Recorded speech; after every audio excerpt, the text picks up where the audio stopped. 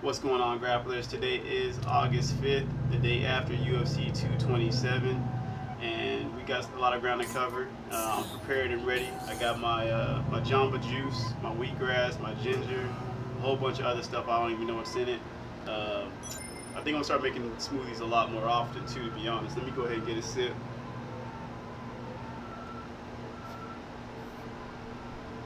Ooh. And also, as you see, I'm sitting out in the sun. In Atlanta, it's humid out here too. Nonetheless, we got some things to talk about. Oh, before I forget, today is the day where I announce the winner of my contest. I'm giving away a prize pack for a special mixed martial artist, grappling type athlete today. So we're gonna get to that. But before we do that, we gotta talk about UFC 227. So let's get it.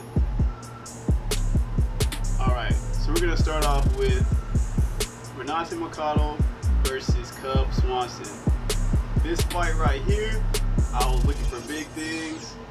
Cub Swanson is hands down one of my favorite fighters. Been watching him for a long time. I know he can handle business. He's been on a roll, tearing people down. He was looking for that title shot, and they found the right guy to challenge him. Renato Moicanoo, their paths have been on a collision course when you look at who they've been fighting, and I love to see that. I love it when there's two fighters who are putting in that work and climbing the ranks to get to what they really want, the championship belt. So Renato Moicanoo, I'm also a fan of his. I started following him on Instagram after I saw him fight Brian Ortega. In Brian Ortega's fight against Renato Moicanoo, I had Renato Moicanoo winning, more so from my personal fan perspective. I just thought that he was slicker. I liked his fighting style, and I thought that he was doing some things against Brian Ortega that Brian Ortega was maybe losing. I might have to go back and watch that fight, truth be told, but if I remember correctly, Renato Moicanoo was in the driver's seat in that fight, but then got caught with a submission, a guillotine, I believe.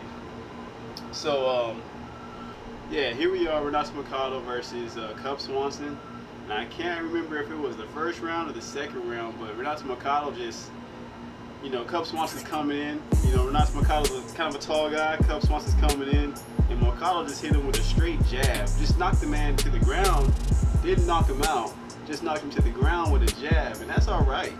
But I'm trying to tell you, when Renato Moicanoo, he saw his opportunity, man. He did what I would want myself to do, any of my friends, or anybody that I'm cheering for to do when they have this opportunity. When you see it's time to close the fight, go ahead and close the fight. Renato Moicanoo jumped on Cub Swanson and was making sure that there was no ways out. Cub Swanson did a great job of defending himself off the bottom. He was moving around, shifting his hips, popping them up, doing everything that you want to see in a good scramble. Unfortunately, there was an opportunity where somehow he just got caught and ended up with a rear naked choke. And he tried to fight that, but then Moicanoo just laced it up again and got that submission. So the conclusion is Moicanoo goes up in the ranks. Cub Swanson stays where he is, and we got to see what happens there. The question is, what happens next for Renato Moicanoo? Where does he go from here in his career? He already called out the champion. He said, I want the champion, Brian Ortega.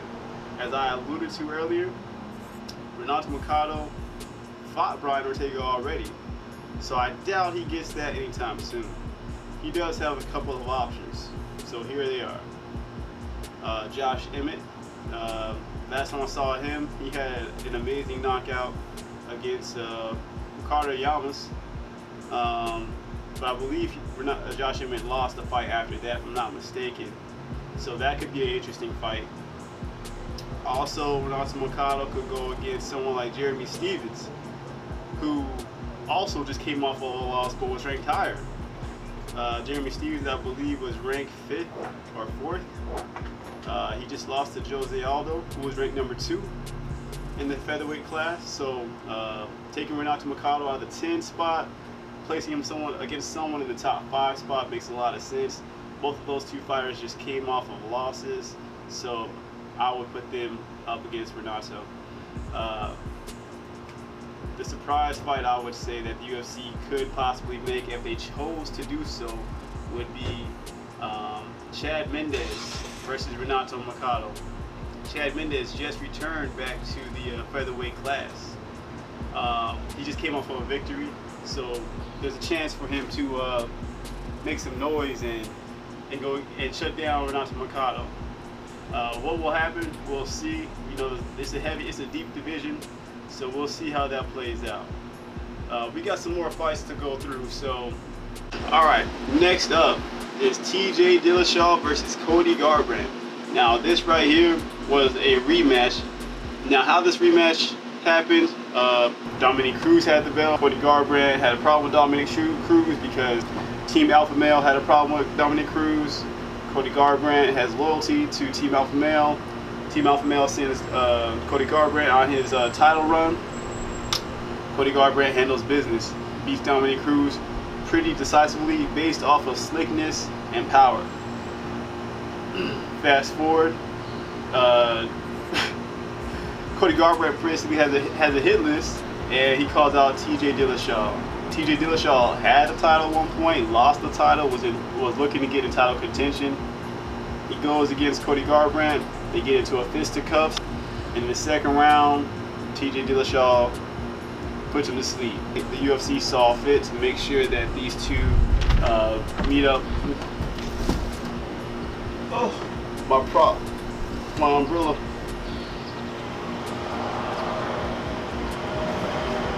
Ugh.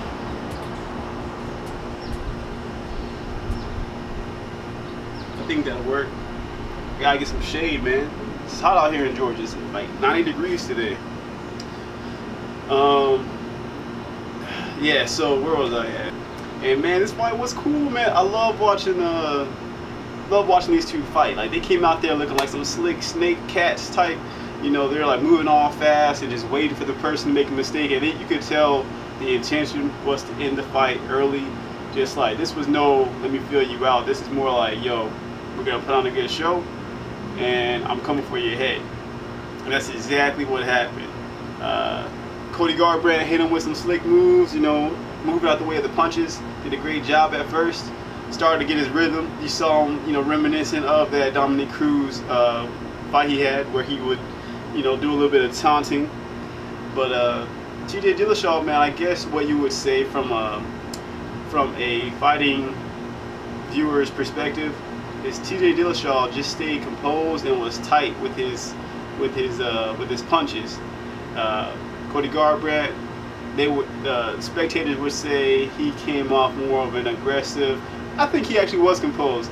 He wasn't even attacking aggressively. He was moving swiftly, but he didn't really attack aggressively. He was setting things up. But as far as being a cleaner striker, that's the difference between TJ and Cody Garbrandt. You got to keep in mind that these two used to train with each other. They know the habits of the other one for years. So when it came down to it, TJ Dillashaw knew, and he said this in the interview, knew how to counter and prepare for and time Cody Garbrandt's power punch, that right hand. He knew that he would drop his, Cody Garbrandt would drop his left and then go for the power. When Garbrandt loaded up, TJ loaded up as well, and was just, you know, you can see it in the slow motion. TJ Dillashaw's punch was just more inside, had less distance to travel, and connected with the chin, and things rolled out from there. I was looking forward to seeing how these two really scrap. Like, I wanted to get the perspective of watching these two scrap, like in the gym. The best example I can give of what I was looking for, ironically, comes from my main topic today. The main topic I have today is Henry Cejudo versus Demetrious Johnson. Now, that fight right there was a fight that I couldn't stop watching. I was excited to watch it because I've been watching Henry Cejudo since about 2007 when I heard about this man, when he's going to the Olympics. And he was one of the youngest folks to ever, from the United States, to ever win a gold medal. Just listening to his story, I remember watching him in the Olympics where this man, I believe it was someone from China or Japan, they got a single leg on Henry Cejudo. Henry Cejudo did a flat out split, grabbed the man's hands and took him off of his ankles. That's how slick Henry Cejudo was in the 2008 Olympics, if you don't know. So yeah, Henry Cejudo, this is also a rematch, but he had a fight against Demetrious Johnson like 2 years ago when he was fresh to MMA. And I guess to his credit, he would say that maybe he took it a little bit lightly, wasn't really in love with the process yet. So when he got a chance to fight Demetrious Johnson last night, oh, I was so amped up and I was so geeked. Now, I love Demetrious Johnson as a champion. He's done amazing and incredible work in the flyweight division, right? Amazing work. But when I wouldn't say I knew this before, but what I will say is, as the fight was going on, I knew that this was the Henry Cejudo that did not come around to mess around. You could tell that Henry Cejudo was in a rhythm with his takedowns, with his wrestling, hitting those inside trips. And Demetrious Johnson, to his credit, you know, early in the fight, he was able to hit a Granby roll. Not one time, I believe it was twice that Demetrious Johnson responded to the takedown with a Granby roll, which was amazing to see in itself, because he did that against an Olympic champion. One thing I would say in the fight that Demetrious Johnson even knew himself was going on, but I think in the judge's eyes that this kind of played into Henry Cejudo's favor. Demetrious Johnson, he would do two kicks. One kick was to the outside of Henry Cejudo's leg, and what Henry Cejudo would do in response is he would grab that kick with his left hand, and respond with a flurry of punches. So he'd catch it, punch, punch, punch. Now Demetrious Johnson would say that these punches didn't really affect him, but from a perspective of a judge or a spectator, I'm looking at him like, dang, every time he throws that kick, he's getting hit. No matter what he says, the scope of it was every time he throws that kick, he's getting countered. Now I will say also that Demetrious Johnson was lighting Henry Cejudo up when he would do kicks to the inside of the thigh. This is my humble opinion. I'm not anywhere near to the level of Demetrious Johnson. All I'm doing is saying what I noticed. I noticed that the inside thigh kicks to Henry Cejudo were working often. The outside kicks, they seemed like they were more in the favor of Henry Cejudo, and it's just that. But it was fun to watch, man. It was just fun to see. You know, I was thinking that the fight could have been a draw. I'm happy that the judges made a decision. It either went to Henry Cejudo or went to Demetrious Johnson. That's the way it should be. You hate to see a championship fight end up in a draw. Oh, I lost my index card. So the question is, what's next for Demetrious Johnson? He just lost his title against Henry Cejudo. Henry Cejudo has called out TJ Dillashaw. So Henry Cejudo, he said that you know, TJ Dillashaw doesn't have to worry about cutting any weight to get to flyweight. Henry Cejudo is actually willing to go up to bantamweight and take his belt there, which sounds like an amazing, awesome fight. I'm trying to tell you, like, Henry Cejudo's boxing in this fight looked good too. Ironically, Henry Cejudo's coach would tell Henry to box to win the match. Demetrious Johnson's coach also told him to box to win the match. I noticed that. I thought that was funny. Neither one of them wanted to get engaged in a straight up type of boxing match. I think that would have made it more of a 50-50 type of thing in their eyes. I'm just trying to say what I think for them. I don't really know what they were thinking, but when I heard both coaches say that and noticed both fighters weren't really engaging in the boxing, that's what I took away from that. But yeah, so what's next for Demetrious Johnson? You know, he's going to take time off. Congratulations, he's having his third child. What a blessing, right? As far as the fighting goes, I don't think Demetrious Johnson is the type of person to want to go directly into a rematch. I think he's one of the type of fighters that would like to reevaluate what he did well in the fight, what he did not do well, and really game plan for Henry Cejudo. Now that Henry Cejudo's on another level, now that this is a guy who's like actually beat him at his game, I think Demetrious Johnson would really break him down like an NFL player breaks down film. What happens in this situation? What happens in the other situation? I really think that would be the next move, and I think that he would want to fight somebody that's climbing the ranks. So I have two fighters that I think would be on the table. Saeed Nurmagomedov. I believe that that's a person that Demetrious Johnson may fight just to, get back in the winner's column. Or out of Spartanburg, South Carolina, Justin Scoggins.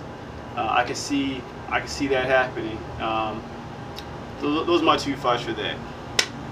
All right, enough of UFC. It's time for the good stuff. So,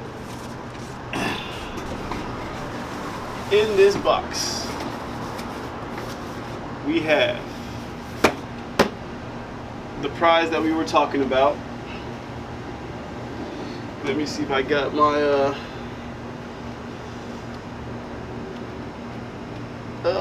I need something to open up this box. All right, let's just use this pen. Let me take a sip of this. That's good.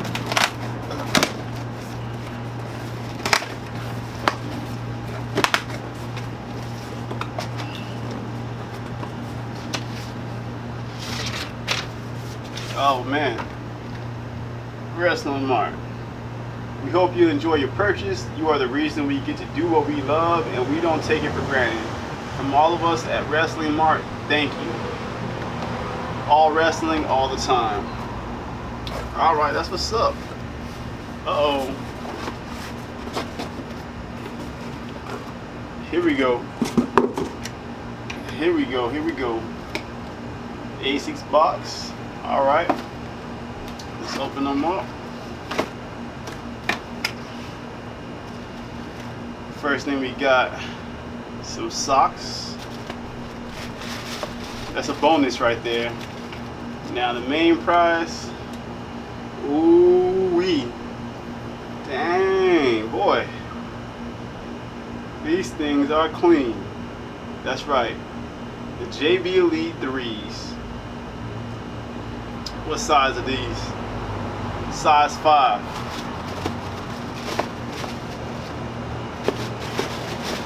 So, we got the shoes.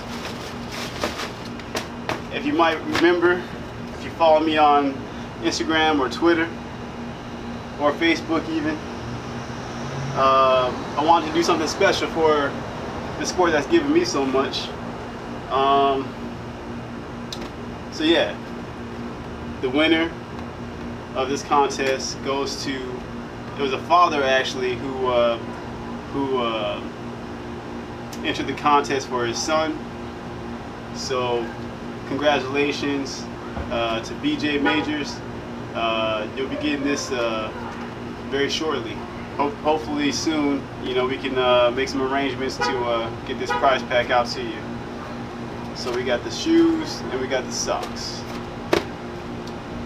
Anyway, oh yeah, if you're not already following me on social media, please continue to do so. Thank you for the support. We're gonna keep on grinding out, doing what we do, try to have fun with this video making. Been gone for a minute, but I'm back now. Yeah. Anyway, Natural Grappler, I'm out.